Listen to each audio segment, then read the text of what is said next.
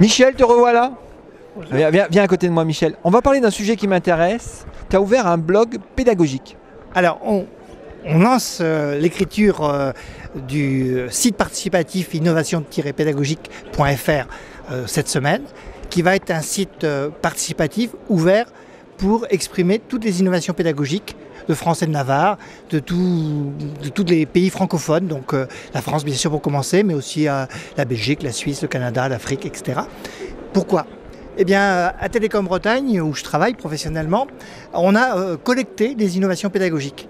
Et on s'est la surprise de voir qu'il y avait 40 innovations parmi 150 enseignants. Donc, 40 initiatives d'innovation pédagogique, c'est un quart des enseignants qui est là-dedans, qui fait quelque chose d'un peu différent.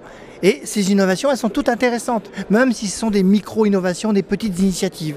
Donc s'il y en a 40 pour 150, sur les 8000 enseignants de l'Université de Bretagne, eh ben, ça fait un quart, 2000, mettons au moins un millier. Et si on passe à l'échelle au niveau français, 10 000, 20 000, 30 000. Pourquoi aujourd'hui, personne n'a justement pris le parti de mettre en réseau toutes ces innovations pédagogiques? La société du numérique, c'est une société de l'abondance et l'innovation pédagogique, elle est abondante. À Lyon, je suis certain que sur l'université, il y a plusieurs centaines d'innovations. Donc c'est un petit peu cette compréhension de ce que fait le numérique à l'enseignement que nous voulons mettre en avant. Et si les enseignants voient qu'il y a des milliers de personnes comme eux qui font de l'innovation, du coup l'innovation va être encouragée et elle va être prise en compte aussi, y compris dans la valorisation des enseignants. Aujourd'hui, un enseignant dans le supérieur est surtout valorisé dans la recherche, alors que pourtant, il y a des enseignants qui mettent énormément d'énergie, qui font des choses formidables dans d'autres formes d'enseignement, les classes inversées, les MOOC, etc. Il y a un autre intérêt à ça de mettre en réseau, c'est souvent les innovateurs en pédagogie se sentent seuls. Alors je te donne un exemple très concret.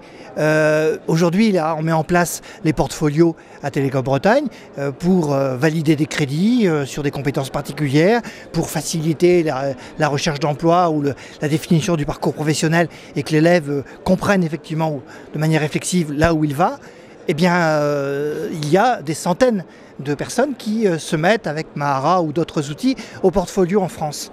Pourquoi on ne mettra pas en réseau? Si demain j'ai sur un site une rubrique portfolio dans laquelle j'ai des dizaines d'initiatives, il sera très facile de dire, ben voilà, le 15 mai, on fait un colloque avec tous ceux qui ont écrit quelque chose. Et du coup, les gens peuvent eux-mêmes organiser une réunion sur, par exemple, l'interculturalité, le portfolio de langue, sur énormément de sujets, à partir du moment où le réseau existe. Donc le job, là, maintenant, c'est faire en sorte, effectivement, que les gens prennent conscience de faire partie d'un réseau, ne soient plus isolés. Et derrière ça, il y a d'autres enjeux. C'est-à-dire qu'on est dans un système français où tout était fermé à clé. C'est-à-dire qu'aller sur le site de l'OpenCourseWare du MIT, des cours ouverts, regardez combien il y a d'universités. L'Université de Lyon. Oui, mais j'ai du mal à trouver les contenus. Mais oui, c'est vrai. Mais il y a d'autres noms. Il y a le nom, mais j'ai du mal à trouver les contenus qui sont accessibles. Et quelques écoles d'ingénieurs, dont Télécom Bretagne et l'Institut Paris Tech. Et l'école de management de Grenoble. Donc, en université, une seule. En Espagne, il y en a 30. Pourquoi on ferme à clé les contenus?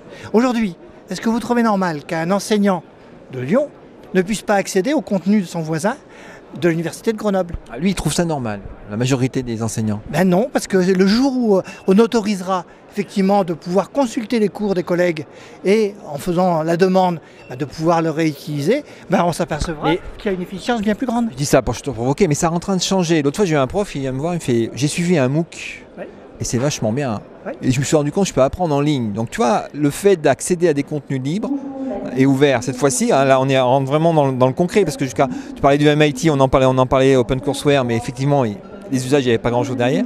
Là, avec cette révolution qui arrive, qui est plus une révolution d'usage qu'une révolution technologique, j'ai des enseignants qui disent « J'ai suivi un cours et j'ai appris en ligne ». Et donc, c'est pour savoir aussi que dans nos universités ou nos écoles, beaucoup de gens voient ça avec des grands yeux, cette arrivée des cours ouverts, et ça bouleverse les choses. Et c'est une grande victoire que sur le site FUN, France Université Numérique, aujourd'hui, sur les 30 cours qui y sont, les 3/4 sont sous une licence Creative Commons qui en permet la réutilisation. Ce qui, encore une fois, comme on le disait tout à l'heure, n'est pas du tout dans la culture française où on ferme les choses à clé. Donc il faut comprendre que si on partage avec d'autres, on va y gagner. Regardez, il y a des cours formidables qui ont été faits à Lyon, à Grenoble, en médecine, pour les étudiants en médecine. Pourquoi on ne partagerait pas ça sur l'ensemble des universités en France? De toute façon, ils ne sont pas forcément en concurrence, les étudiants, parce qu'ils postulent sur des concours de médecine à des endroits différents. Mais imaginez la richesse à partir du moment où tout ce qui est fait, tout ce qui est coproduit est mis ensemble. Un petit exemple là-dessus, qui n'est pas très connu. Le seul site de masse aujourd'hui de l'enseignement numérique en France, c'est Césamat. Césamat, c'est une association de profs de maths qui s'auto-organise pour produire des contenus en ligne. Ça marche tellement bien qu'ils ont 20% de part de marché des bouquins en collège. Et ça marche tellement bien qu'ils ont fait un site où les élèves peuvent assister aux cours en ligne. Ils ont 1 million d'élèves inscrits. 1 million. Bien plus que tous les projets numériques de l'État. Et pourtant, ils n'ont pas de subvention.